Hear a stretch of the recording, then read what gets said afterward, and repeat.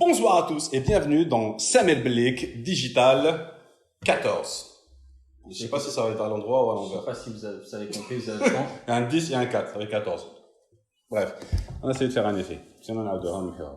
Donc, aujourd'hui, je suis avec Ruslan Bencharif. Hello tout le monde. Donc, Ruslan que vous avez vu dans la dernière vidéo où on a fait justement une formation sur la gestion de contenu sur Internet, mais plus un workshop pratique avec fichiers Excel, etc. de comment vous pouvez gérer votre contenu sur Internet. Ça va être disponible bientôt en 2 numéros. D'accord. Donc, aujourd'hui, ce qu'on va faire, c'est on va répondre aux questions que vous nous avez posées sur Instagram et Facebook pour pouvoir avancer et créer du contenu parce que Ruslan est très sympathique. Vous cliquez si vous pensez que c'est vrai. Ou, voilà, sinon, mettez vos commentaires. Ou commentez si vous pensez que c'est pas vrai. Exactement. Que je disparaisse de vous. Alors, première question qu'on nous a laissée, c'est sur Instagram et c'est par vivre, ne pas exister. Dramatique. J'étais pas là. Ouais. Donc, la question dit, comment gagner de l'argent via Internet? D'accord. Vaste question. Effectivement, il y a plein de façons de faire ça. Et je pense que Samuel est beaucoup mieux placé que moi pour justement en parler.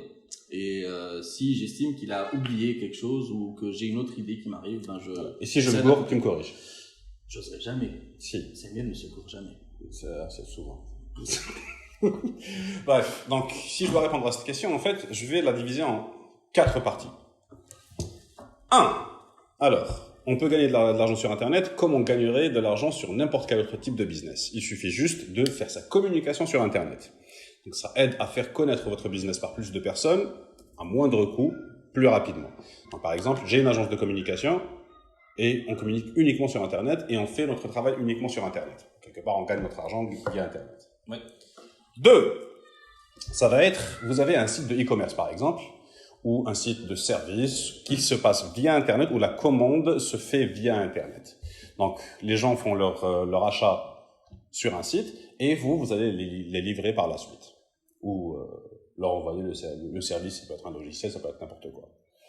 3. Ça va être justement gagner de l'argent de la manière un peu classique à l'international, qui est gagner de l'argent via des plateformes comme Google, YouTube, Facebook, qui, quand vous allez produire du contenu et leur permettre de faire de la publicité sur votre contenu, vous gagnez de l'argent grâce à ça.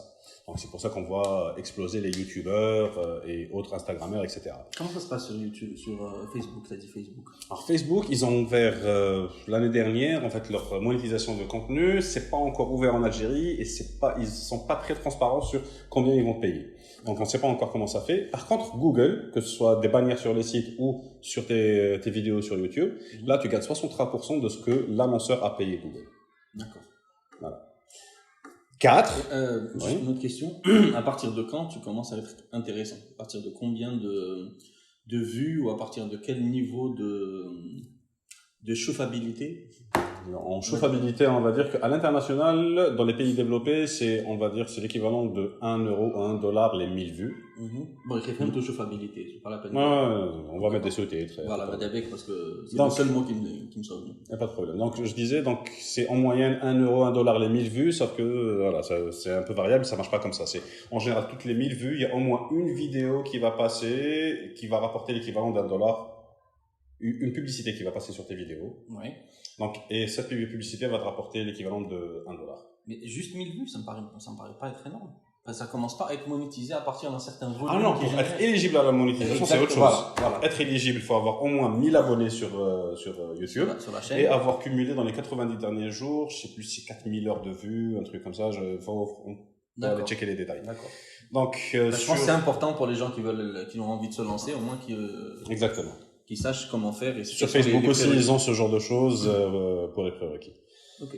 Donc, 4, ça va être ne pas compter sur ces plateformes, mais sur les annonceurs classiques. Être un influenceur. Donc, en créant du contenu sur quel que soit le réseau, même si ce réseau ne va pas vous payer, le fait de gagner en notoriété et d'avoir beaucoup de followers, que les gens vous écoutent, vous allez attirer les annonceurs qui vont vous payer pour sponsoriser des posts, pour vous envoyer de la marchandise gratuite, pour tester, etc.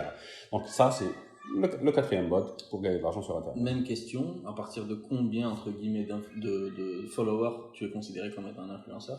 Est-ce que ça a un rapport avec le nombre de followers? Ça, en général, oui. La majorité des gens vont voir plus tu as de followers, plus ça va te rapporter de l'argent. C'est normal, plus tu as de followers, plus tu as d'audience. Oui. C'est comme, si on va prendre un équivalent de l'échelle télé avant, plus une chaîne avait une audience folle, par exemple Game of Thrones, tout le monde sait que quand cette série passe, tout le monde est scotché à l'écran. Donc, les gens vont payer très cher pour avoir une publicité dans la post-pub. Sauf que ça marche pas sur HBO, mais voilà, t'as compris l'idée. Okay. Donc, aujourd'hui, pour être considéré influenceur, ça dépend vraiment des secteurs. C'est-à-dire que plus le secteur est grand et large, plus il faut avoir de followers. Donc, si on va parler de cuisine, ou de beauté, ou de sport, ça, c'est un truc qui touche à tout le monde. De tech. Donc, on va dire que si vous êtes en tech et vous êtes en Europe, à partir de 10 000 followers, vous êtes considéré comme un micro-influenceur. En Algérie, déjà, il n'y en a pas des influenceurs tech. Donc, si vous avez 1000 followers, vous risquez de devenir influenceur. Voilà. Par contre, si vous êtes dans un secteur de niche, par exemple, les machines spécialisées en microbiologie, peut-être qu'il y a le public tout entier représente 1000 personnes. Donc, si vous avez déjà 100 followers, vous êtes, oh. Sur un truc un peu plus grand public, qui est ma de côté, je sais pas, bouffe, cosmétique, beauté. Aujourd'hui, le chiffre arbitraire de 10 000 n'est pas si arbitraire que ça.